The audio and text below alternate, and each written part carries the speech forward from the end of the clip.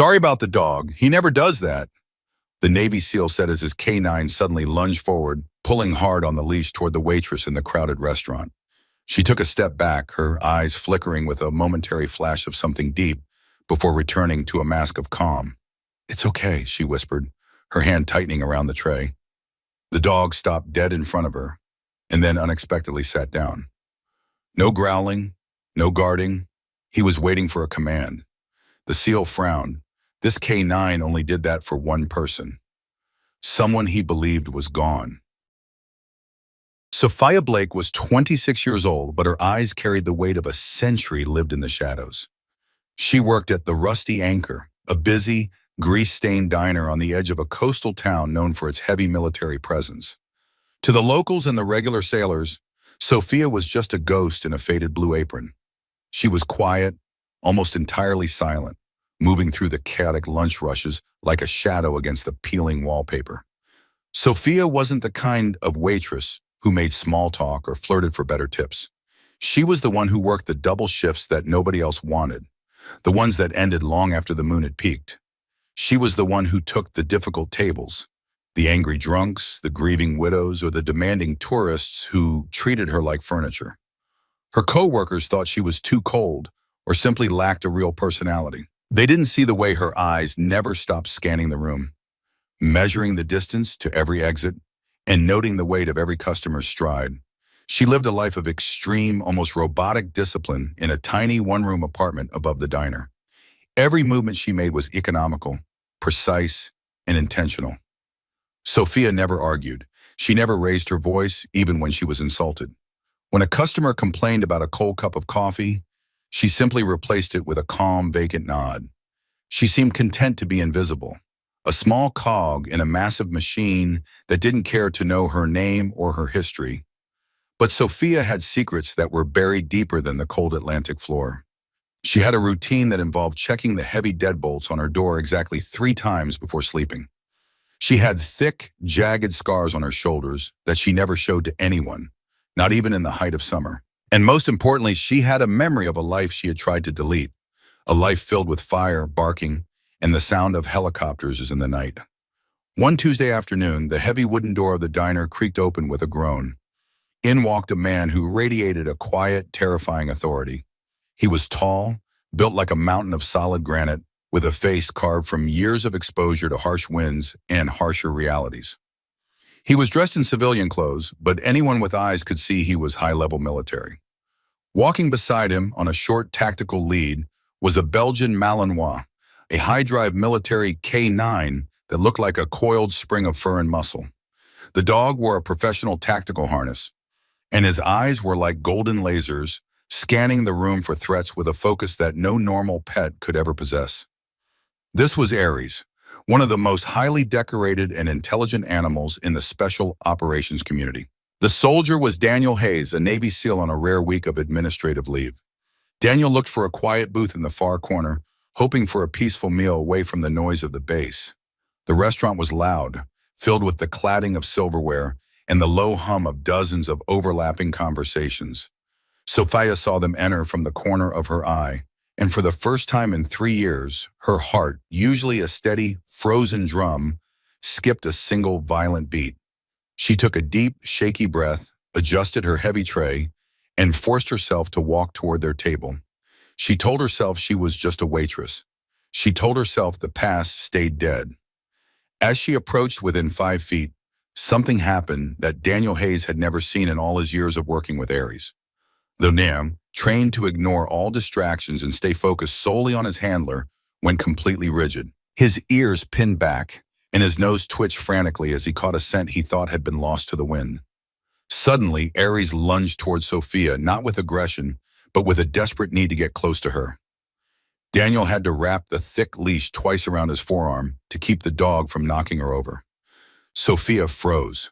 For a split second, the waitress mask slipped, revealing a face of sharp, tactical awareness. Her posture changed instantly. Her feet moved into a subtle, balanced combat stance. Her thumb twitched in a very specific, rhythmic pattern against the polished side of the tray, a silent signal used by elite handlers. Ares immediately stopped pulling. He didn't bark. He didn't whine. He sat perfectly still, his eyes locked on Sophia's face with a look of absolute soul-deep devotion. Daniel stared in pure disbelief. He looked at his dog, then up at the girl in the cheap apron. "Sorry about the dog," Daniel muttered, his voice full of suspicion as he tried to regain his breath. He's usually a complete professional. He never reacts to strangers. Sophia's voice was barely a whisper, her eyes avoiding Daniel's sharp gaze. "It's fine, he's a beautiful dog. He just looks tired." But Daniel noticed the detail. Sophia wasn't looking at the dog's fur or his friendly face. She was looking at the box harness, specifically at the weathered serial number etched into the heavy brass buckle. She knew exactly what kind of animal was sitting in front of her. She knew the weight of that harness. And Aries knew exactly who was serving the coffee. The ghost had been found. If you feel that the best heroes are often the ones the world ignores, type unfair. Daniel Hayes was a man trained by the finest instructors in the world to notice anomalies. And Sophia Blake was the biggest, most glaring anomaly he had ever encountered in civilian life. He watched her as she walked away to grab their menus, her back straight and her head moving in a constant, subtle scan. The way she moved, the specific weight distribution of her steps, the way she checked her 6 before turning a corner. It was all too familiar to him. Daniel had spent over 10 years in the SEAL teams. He knew the difference between a civilian and someone who had been through the grinder of special operations training. He looked down at Aries, who was still sitting in a perfect military heel. Aries wasn't looking at the kitchen or the plates of food passing by. He was watching Sophia's every move with a focus that was almost painful to witness. Aries had a dark and legendary history. He had been through 3 brutal deployments in the Middle East. He had lost his original handler in a high-intensity extraction mission 3 years ago. That handler was supposed to be a legend, a woman known as the Shadow who could talk to dogs like they were human extensions of her own soul. The official report said she had been caught in a catastrophic explosion and was presumed dead, her body never recovered from the rubble. Daniel had inherited Aries after that, but the bond had remained distant, never truly bonding with another human being. Until now. Daniel tried to act natural when Sophia returned with the water. "You seem remarkably comfortable around high-drive working dogs," Daniel said, his voice testing the air like a sonar ping. Sophia didn't look up as she poured the water with a steady hand. "I grew up on a large farm. We had plenty of working dogs to keep the livestock in line." "Not like this one," Daniel countered, his eyes narrowing. "This is a specialized K9. He doesn't usually like strangers, and he certainly doesn't sit for them without a vocal command." Sophia offered a small, practiced smile that didn't reach her eyes. "Maybe he just likes the smell of the bacon from the kitchen. It's hard for any dog to resist." She turned to leave, but Aries did something even more shocking. He reached out with a heavy paw and gently tapped Sophia's leg. In the world of high-level K9 training, that was the specific signal for alert or target identified. Sophia's hand shook for a fraction of a second, causing a single drop of water to spill onto the table. Daniel's suspicion was rapidly turning into a cold, hard certainty.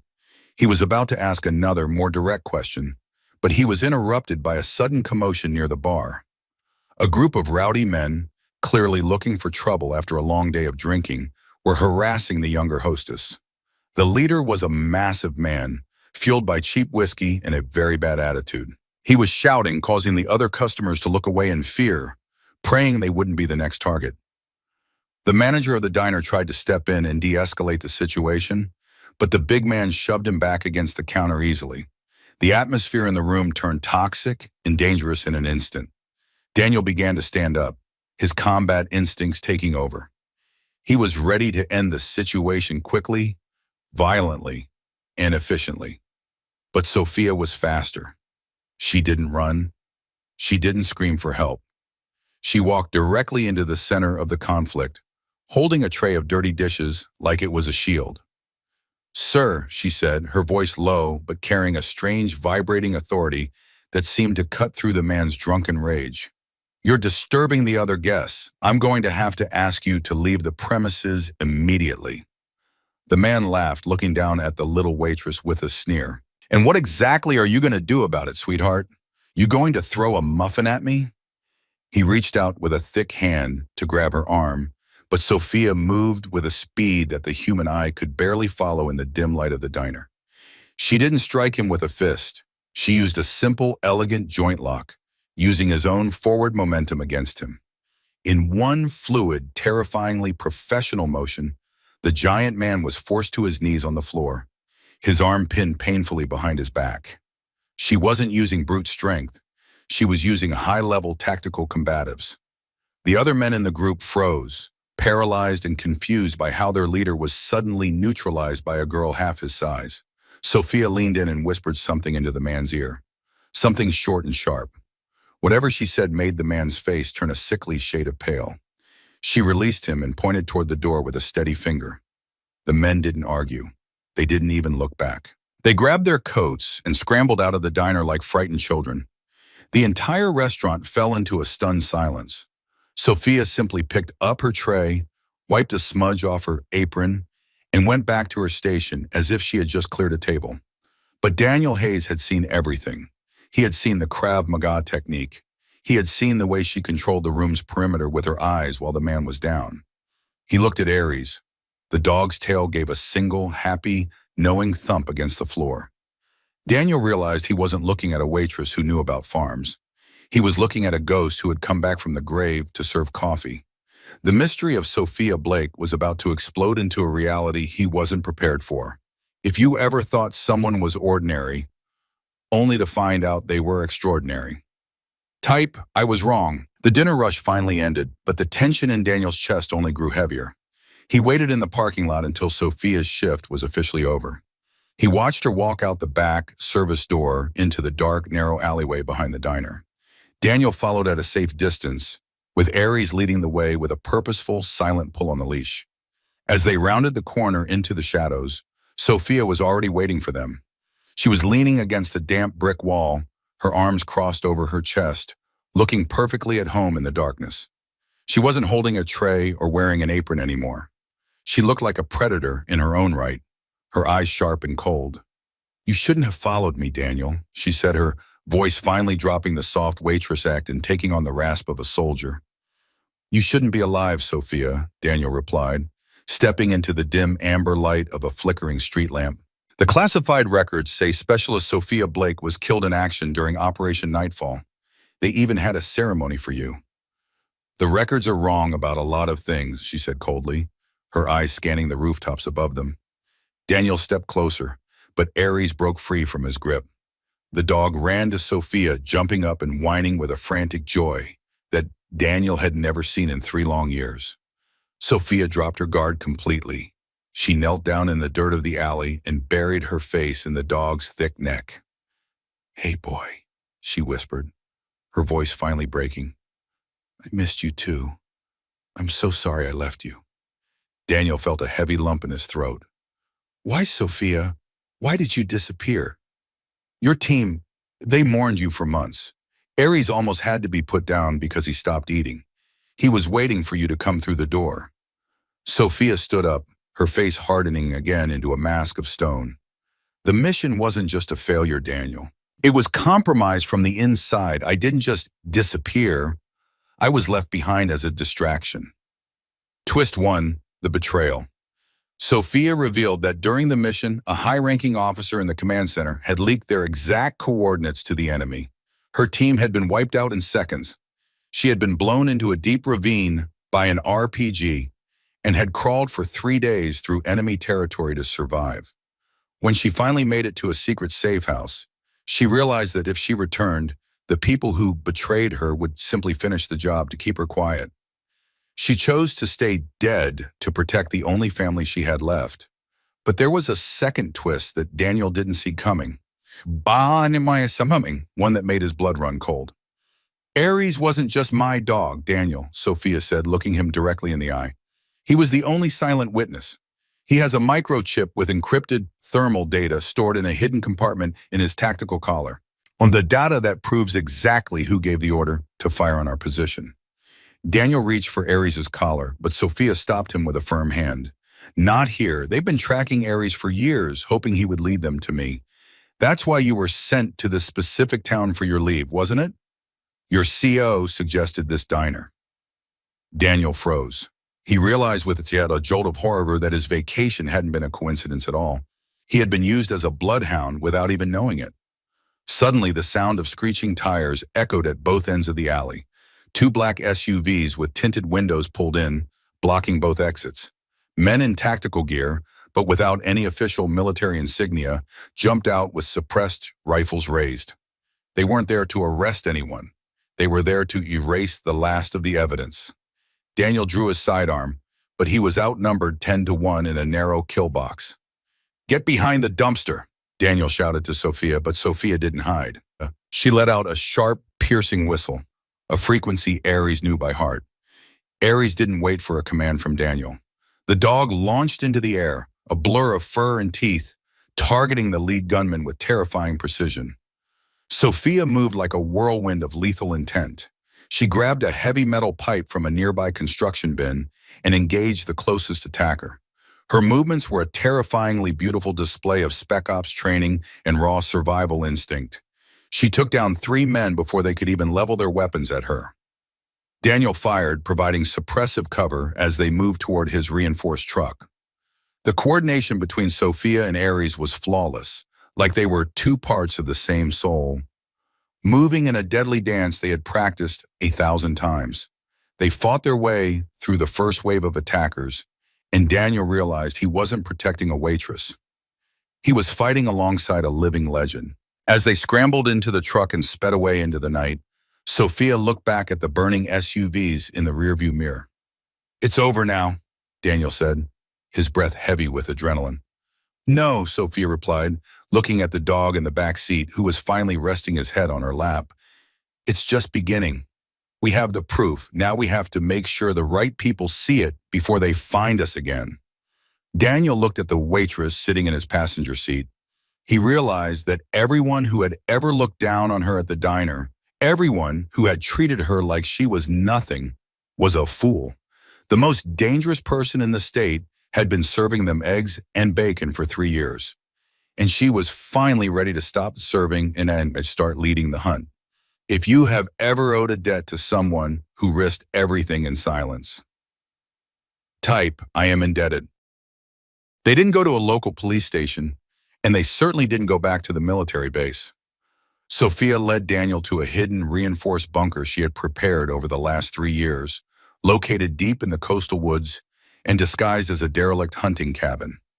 Inside, the walls weren't covered in wallpaper, but in maps, surveillance photos, and high-end digital equipment. Sophia spent the next few hours with her hands flying over a keyboard, extracting the encrypted data from Ares' specialized collar. As the files began to scroll across the green screen, Daniel's blood ran cold. The names on the list weren't enemies from across the ocean. They were people he had saluted every morning. People who had stood at the symbolic funerals of the men Sophia had lost. "You've been living like this for 3 years?" Daniel asked, looking around the cold, sterile room. "I did what I had to do to survive," Sophia said, her eyes fixed on the progress bar of the data upload. "I wasn't going to let them win. I just needed the right moment and the right witness to strike back." Daniel looked at her hands. For the first time since they met, they were finally still. He realized the waitress persona wasn't just a clever disguise. It was a self-imposed cage. She had been trapping all her rage, her grief, and her brilliance behind a mask of menial service, waiting for a spark. "Why didn't you come to me or to the other teams?" Sophia finally looked at him, her gaze softening for the first time that night. "I didn't know who I could trust, Daniel. Not after seeing my own commander sell us out. But then I saw you with Ares. I saw the way you treated a dog that wasn't yours.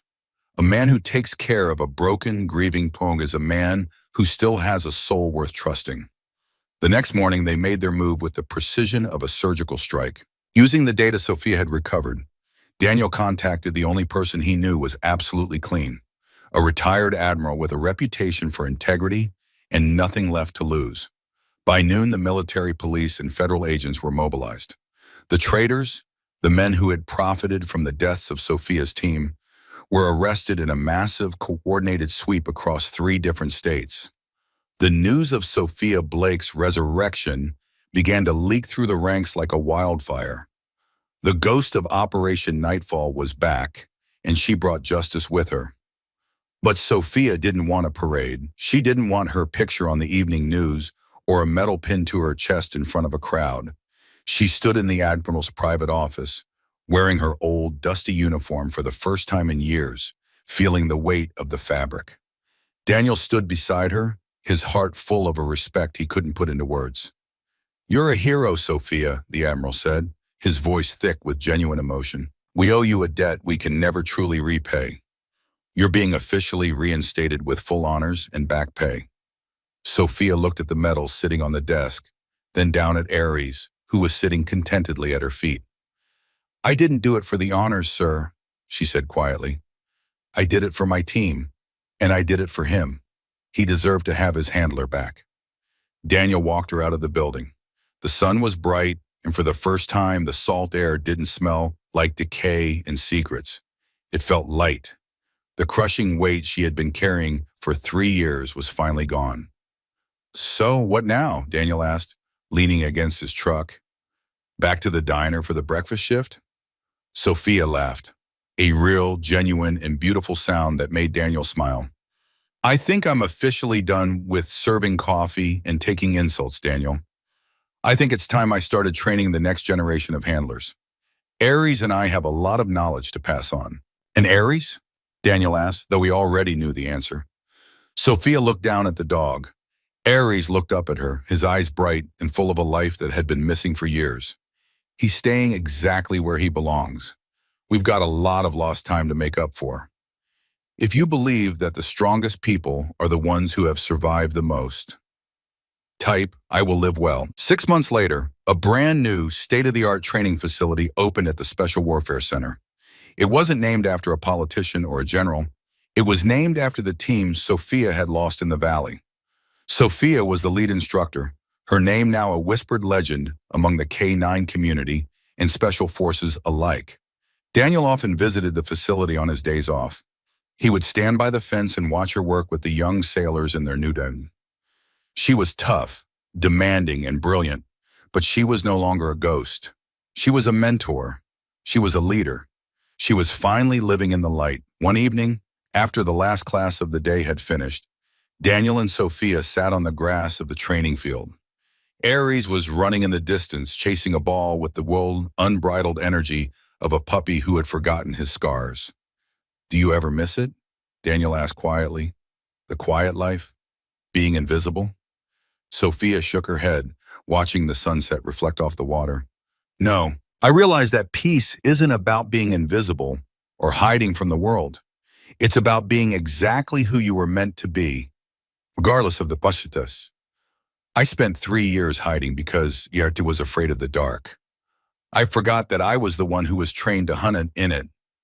Daniel looked at her, realizing how much his own life had changed because of that chance encounter at a greasy diner. He had learned that the people we often dismiss, the waitresses, the janitors, the quiet strangers in the corner, often carry the greatest and most heroic stories of all. He had learned that true strength doesn't need to shout to be felt. "You didn't just save Ares and the data, Sophia," Daniel said softly. "You saved me too. You reminded me why we do what we do. You reminded me that honor isn't about following orders. It's about doing what's right when the orders are wrong." Sophia smiled, a real smile this time, and leaned her head on his shoulder. The general public would never know the full, gritty story of what happened in that dark alleyway. They would never know that a simple waitress had brought down a massive conspiracy of powerful men. But in the shadows where real heroes live, Sophia Blake's name would be whispered with a reverence usually reserved for the gods of war. The story of the seal, the waitress, and the dog had come to an end, but the legacy of their courage would live on in every handler she trained and every life Ares would go on to save. Sophia was no longer serving tables. She was serving a higher purpose, and for the first time in her life, she was finally home. Lesson of the story: never judge a person by their current position, their tired eyes, or their modest appearance. The person serving your coffee might have saved the world yesterday, and the person you ignore today might be the one you need to save you tomorrow. Character is what you do when you think no one is watching. But remember, someone or something is always watching. Respect is earned through silent action, not through a loud title on a nameplate. If you believe that real strength is found in those who choose to be humble and stay true to their mission, comment, respect, and don't forget to subscribe to SN Touching Stories for more powerful, true, and inspiring stories about the heroes among us who choose the shadows over the spotlight.